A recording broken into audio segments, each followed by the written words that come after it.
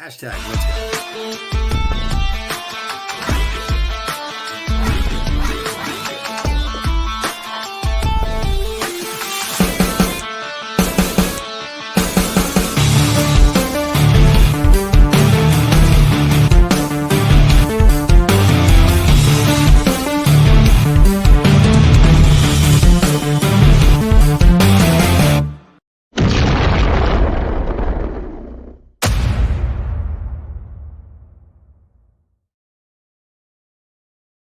All right, awesome. So we are starting.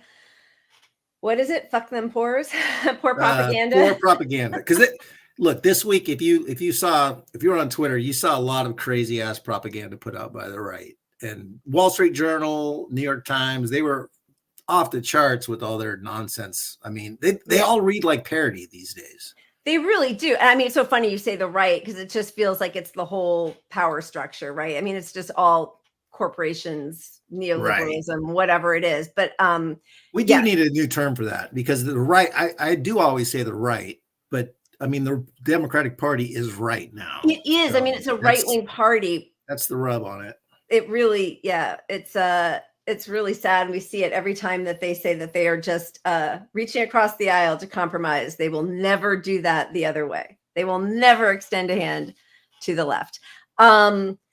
All right, let's just take a quick look at our man Warren Gunnell. Keep receipts. Yes, that's right. Keep receipts. Real weekly wages for the average worker are $44 less today than they were over 50 years ago, while the real price of a median home is some $200,000 more expensive than it was in 1974.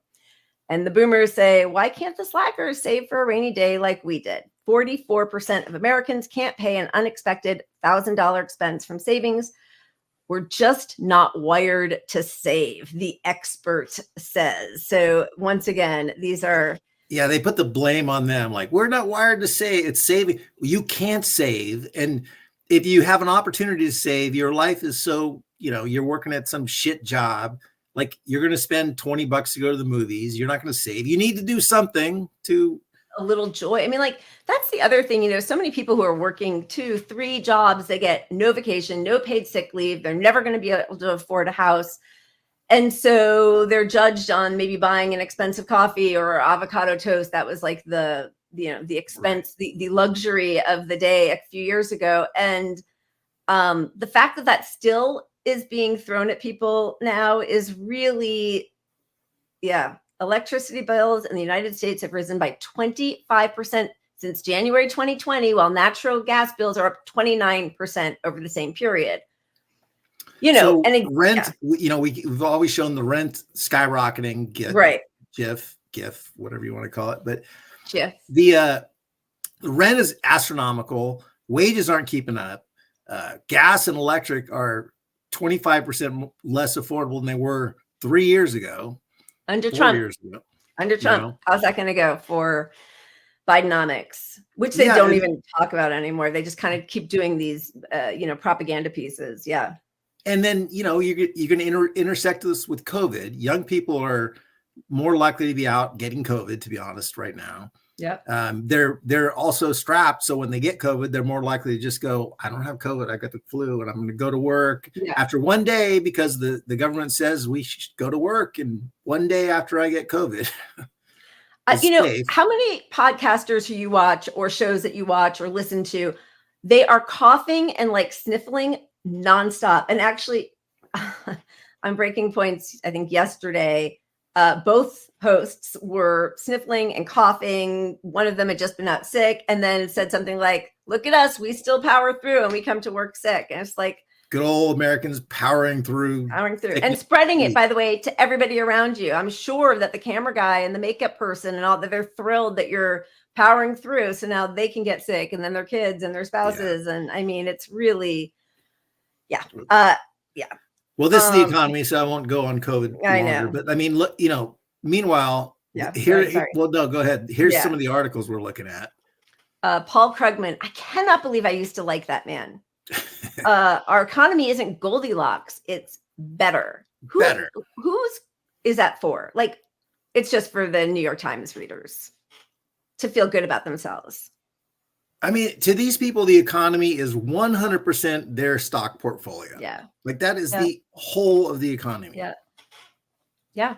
It's gross. It's really gross. What's this one? Oh, that was, Let's look for. Thank you. Oh my God. Thank you so much for that. I hadn't thought of it that way. If we weren't overcharged, we wouldn't have innovative treatments. That is such a lie that's been debunked a million times. Yeah, thank you. Because obviously these same drugs are available in other countries. And you're saying just because we pay $1,000 and every other country pays a reasonable price, they're charging these other countries a reasonable price because of us overpaying them, is what you're saying? Like, because we overpay, they can afford to come up with these innovations? No, they're getting rich off it across the board everywhere. These companies are not less innovative. There are fewer innovations because so much has been shut down if it's not seen as immediately profitable. So like there are, these sort of like antibiotic resistant groups of people is going to keep growing. And there's no incentive to come up with a new one because they're not sure exactly what it would target and how they could make the most off of it. Whereas if everything were publicly funded, like the US shut down a lot of government research and development, but we still funnel taxpayer money to private companies to do that. Yeah, exactly. Or even if we just funded it at the same rate, but we got the patents as a government. Yeah. Instead of private, we're funding private patents. How does that make any fucking sense? It makes none. And no logical person looks at that and goes, oh, well, it's a good thing you're paying higher prices because of innovation. Yeah, it is such a lie. It is such a lie. We know we fund the research. We see what happened as I think Devin said, India, China, Cuba.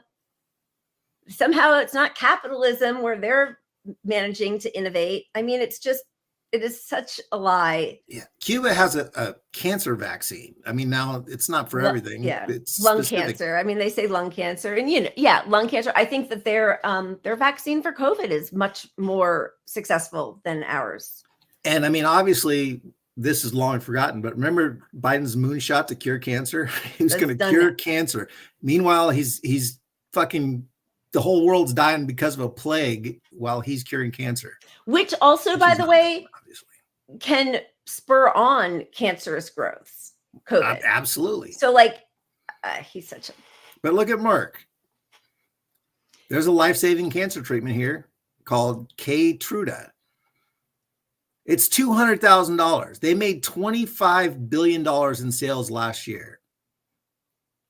I don't know how a person who works for these companies or profits off of sickness or, the military, I don't even understand how they can function in life. It must be, how does that not just destroy your soul?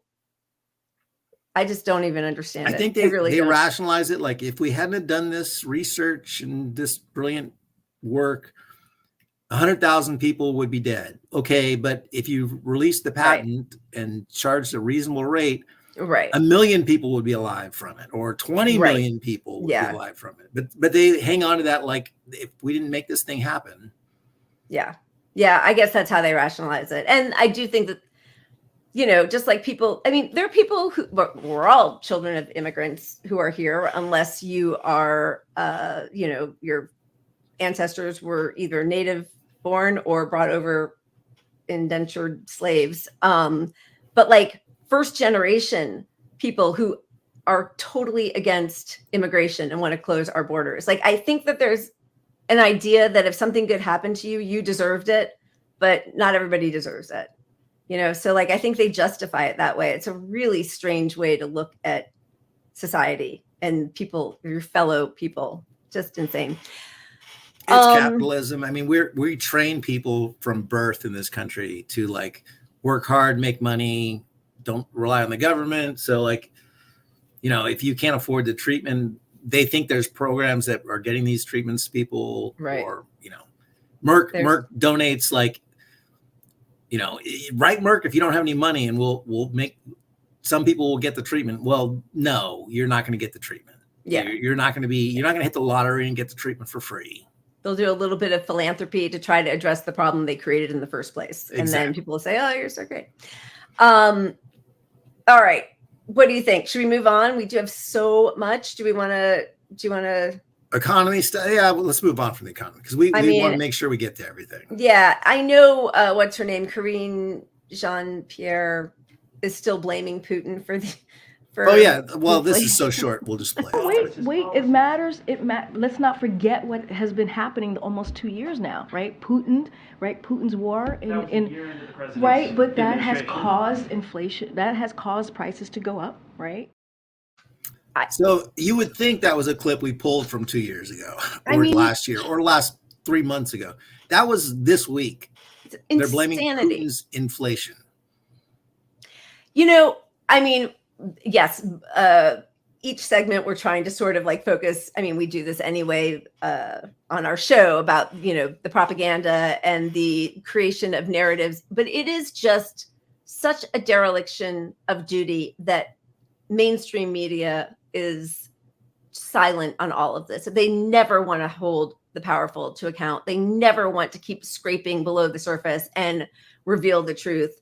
I shouldn't say never. There are moments in the press corps where we see it, but on the pages of every legacy media and cable news show, there is just no desire at all to reveal that Biden could be shaming these people from the biggest bully pulpit in the world and could make things change the way FDR did when he felt like it, the way Johnson did when he felt like it.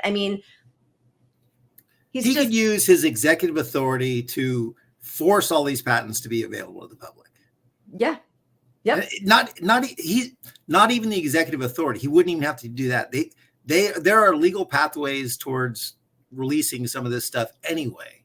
Yep. Written into law, like codified, like not up for grabs, unreversible by the next president. If you just enacted, I don't know what act. I could make up some name, but honestly, just naming the companies and saying, hey, it'd be really nice if eggs weren't so expensive. They don't have to be. Fix it. Like, it's disgusting what you're doing to the working class. Yeah. They're targeting ticket price gouging, which, and blaming it on Putin. It's mostly affecting people with enough money to buy tickets, which are too expensive anyway. Right. So it's not helping Joe Blow at all. Right. Yeah. It's a very small, specific group, which, by the way, I'm great with that, but he could be doing, whatever. He's such a It doesn't meet the moment is the point, at all. Never. But they're celebrating. But he did help create the moment. He helped create the moment that he can't meet.